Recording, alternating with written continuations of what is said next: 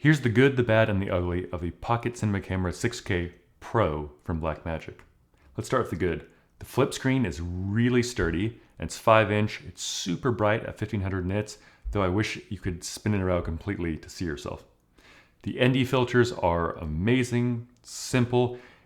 If you haven't used a camera that has ND filters on it, you don't know what you're missing, but you are missing a lot.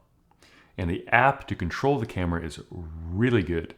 Being able to control the white balance, the frame rate, the codec, though the autofocus could be a lot better because you can't actually see what you're autofocusing on because there's no live preview. The bad, it's still an RF mount. It's still an EF mount. I wish it was an RF mount, and it's not even a locking EF mount for that matter. There's no CF Express, it's still CFast 2, and if you want to offload these really big files really quickly, you need CF Express. Size-wise, yeah, it's not what you'd call pocket anymore if you ever use the original pocket camera.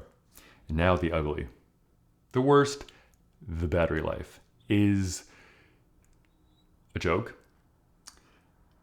The autofocus is a joke. It's not continuous, and it takes forever to find anything to focus on, so you can't really use it at all. And of course, there's no eye autofocus. And if you're coming from Sony and Canon, oh, it is oh so good.